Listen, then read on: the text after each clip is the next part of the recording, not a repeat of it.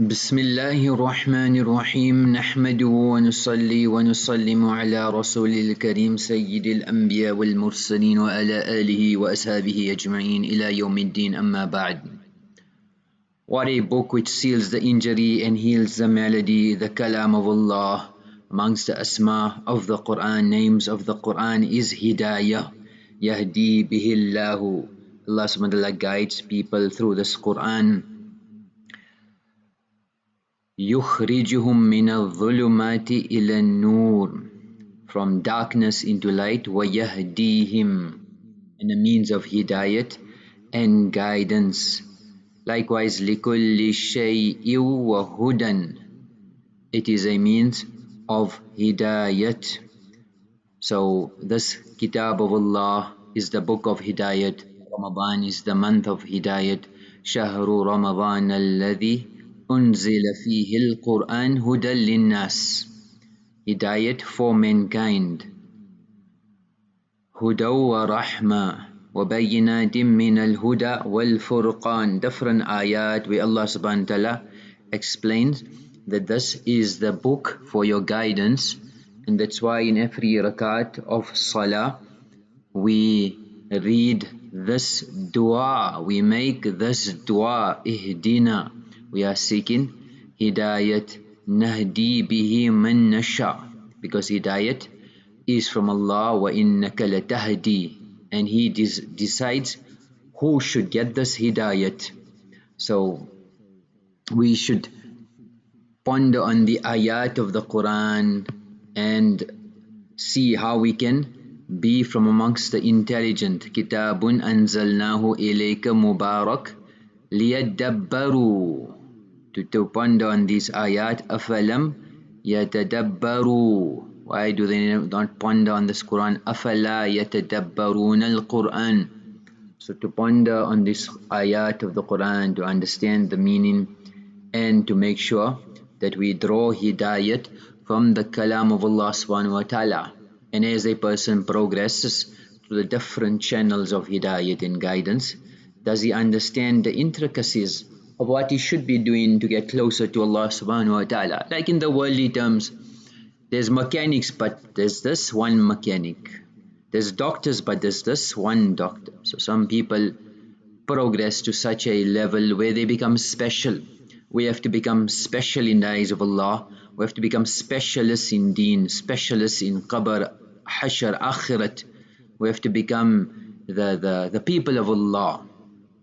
So ma'rifah and the recognition of Allah subhanahu wa ta'ala is an ingredient in amongst the most important ingredients for the people of Iman. The hukama used to say, Man tawahhama anna lahu waliyan awla min Allah qallat ma'rifatuhu billah.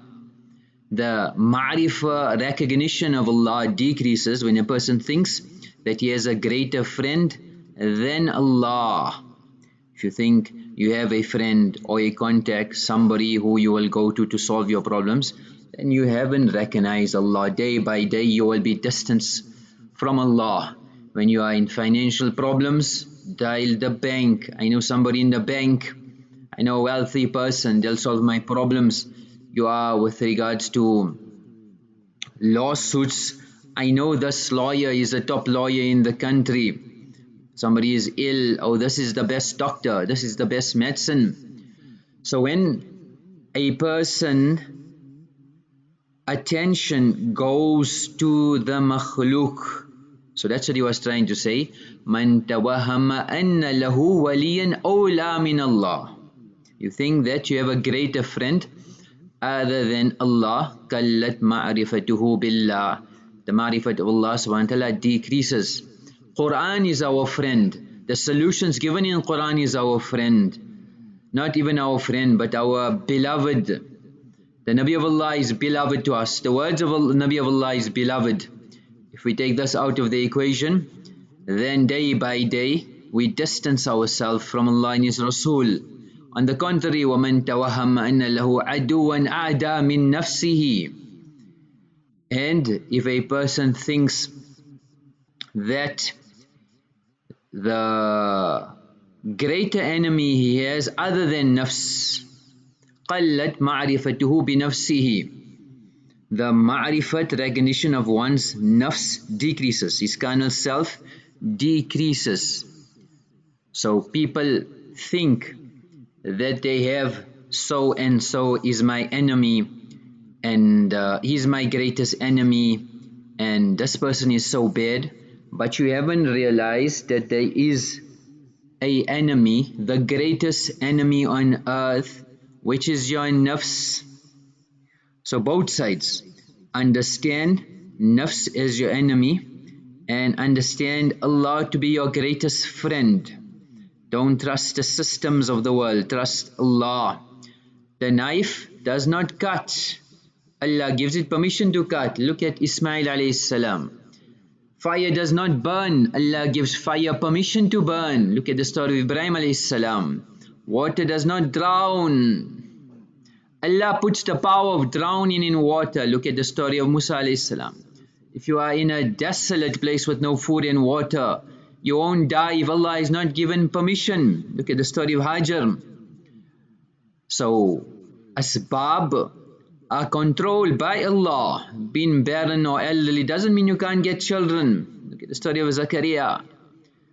Allah does not need parents to create children. Look at the story of Adam and Hawa, Isa alayhi salam. So we need to trust Allah and not the creation. The creation will always breach us, no matter what it seems, what experts they are in the field, what masters they are in the field. They say there was a man who woke up in a hospital and he had his leg amputated because of gangrene. So the doctor told him, there's good news and bad news.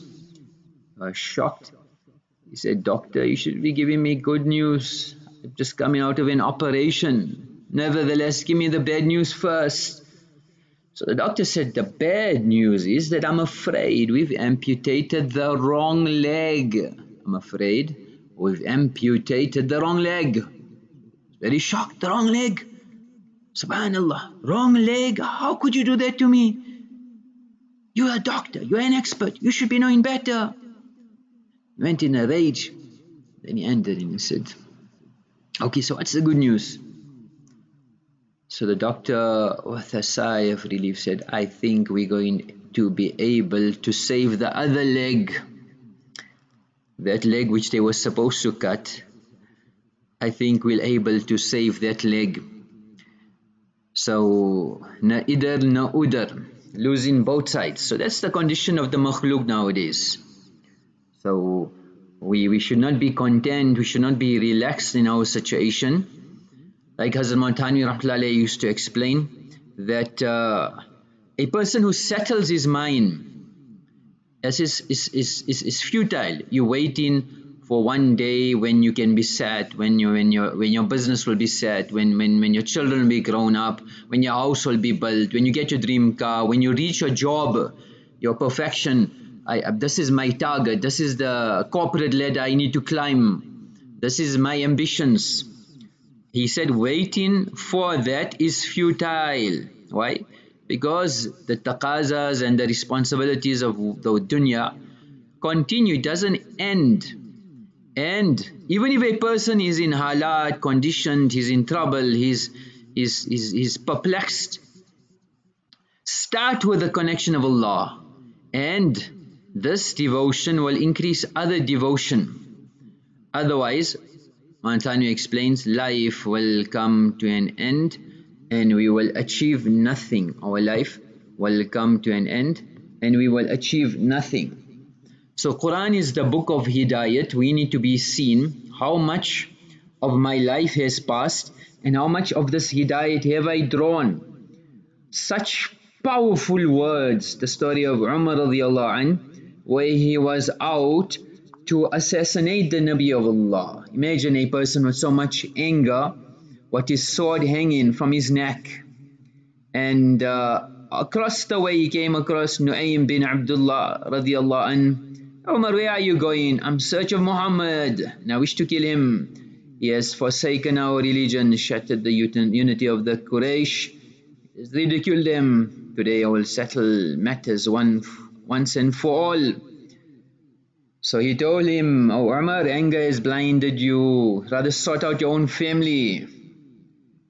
What you talking about? Your brother-in-law, your sister, they've accepted Islam. Sort your house first out. So Umar radiallahu went to his sister's house. Khabbab radiallahu an was at the time teaching them Surah Taha. And when they heard Umar radiallahu an approach, Hazrat Khabbab hid himself in a room, and they concealed the manuscripts. But Hazrat Umar radiallahu heard the voice from outside. So Umar screamed, I've heard that both of you have joined Muhammad. And he attacked the brother-in-law. The sister went to protect her husband. Umar struck her and wounded her.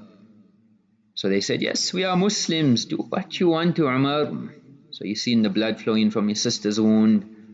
He felt ashamed of himself. And he asked from the manuscripts, show me that what you are reading. I want to know what has Muhammad brought.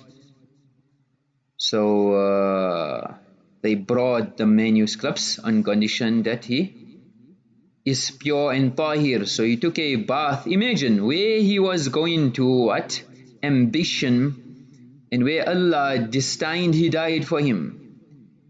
He read the ayat of Surah Taha. He said, how noble, how sublime are these words. So Umar, the assassin of Islam, became the reviver of Islam. So that's the power of the Quran. We've underestimated it. How hard must our hearts be? Hazrat Jubair bin Mut'im said, I came to Medina Munawwara to speak to Nabi alayhi salam about the captives of Badr. When I came there, he was reading Maghrib Salah with Sahaba. He was writing Surah Tur, and he reached certain ayat where, when I heard it, I had no choice but to accept Islam. Some ayat. Hazrat Tufayl ibn Amr Ad-Dawsi radiyallahu anh, he was a chief of his tribe. He was a poet of his distinction in that era. And he reached Makkah to the leaders of the Quraysh. They said, oh Tufayl, you are a poet, you are a leader of your people, we fear Muhammad will distract you. His words are like that of a magician. And he is such and such, he causes separation between a father and a son, between a husband and a wife. And they influenced him so much that they told him to block his ears. He filled his ears with cotton wool. So a person had not to listen to Quran. So he came to the masjid and he stood close, told himself, I can distinguish between good and bad. I'm an intellectual, I'm an intelligent person. I know what is right and wrong. So he told himself, وَإِنْ كَانَ قَبِيحًا تَرَكْتُهُ. And if it is evil, I will abstain. If it's good, I will accept it.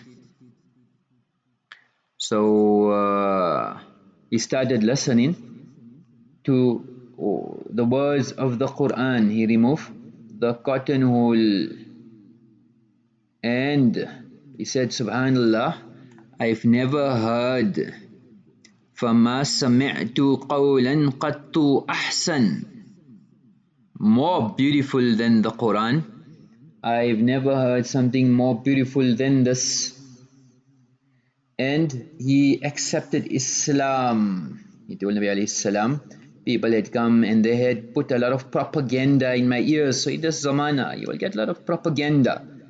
Today's propaganda is not necessarily not to read Quran, but it's what you should be doing. Watch the news bulletins of the people of Batil. Spend time on the social media platforms. They will take you away from Quran. Nabi alayhi salatu wassalam then gave him hidayat. Go back to your tribe. Give them, present to them Islam. So Hazrat Tufayl then went back and he brought many people to Islam. And he became shaheed in the Battle of Yarmouk in the era of Hazrat Umar radiyallahu anhu. So such power, such, it looks like it's just words. It's not just words, it's the kalam of Allah. It's the book of Hidayat. Labeed bin Rabi'a was a great poet in the Ayyam Jahiliyyah, and his poetry was part of the Mu'allaqat. These were those compilation of the best odes, best words in Arabic poetry.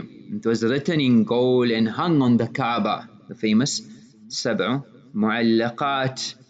Nabi alayhi salatu wassalam even quoted him saying the words of Labeed, Kullu shay'in ma khalallah batilu, everything besides Allah is batil. Those are the most true words. Everything besides Allah is false. So once Umar met him, he said, recite to me some of your poetry. He said, I cannot recite poetry after Allah has taught me Surah Baqarah and Al-Imran. There's so much power in the Quran. I cannot, I feel ashamed to say poetry in front of the Quran. Aasim al-Munqari came to the Nabi of Allah and said, recite to me some of the Quran. So Nabi alayhi salam recited Surah Rahman. He said, read it again. He read it, read it again. And he said, it is definitely, wallah, there's certain elegance in this Quran, and it is halawa. It's brahmin, what sweetness. So just simple words of the Quran, and it was sufficient for people to accept Islam and dedicate their lives to this Quran. So we need to be checking ourselves as well. How much of my life is dedicated to this Quran, and how much hidayat have I drawn from the Kitab of Allah? Our life is short. We're going to the final destination, Akhirat. This is a journey. How much have we prepared for this journey? Like somebody said beautifully, when we depart from this world to the next, it's like a journey where details of the country won't be found in the glamorous travel brochures, but details will be found in the Kalam of Allah, the Book of Allah, in the Hadith of Nabi alayhi salatu wassalam. For this journey, if you want to know what it's all about, then refer to this, where our plane won't be British Airways, American Airlines or Emirates, Qatar Airways, but Air Janaza. Our luggage won't be allowed 23 kgs, but no matter what luggage you have, good deeds, it will be free of charge. No matter how weighty it will be on the scales, but your sins will be very weighty and you'll have to pay for the excess luggage. What adhab and punishment, where your dress won't be Louis Vuitton and Armani and Nike and Pierre Cardin. Don't be the fancy suits, fancy clothing of this world. It'll just be a white cotton shroud. Our perfume won't be Coco Chanel and the fancy perfumes of this world. It'll be camphor. Your passport won't be I'm American, I'm French, I'm British. Your passport will be Al-Islam, Dini Al-Islam. Your visa won't be 6 months and limited. Your visa will be La ilaha illallah, this kalima. The air hostesses won't be the fancy, glamorous, gorgeous females, but it'll be Israel, the angel of death. It will be the angels in the qabr.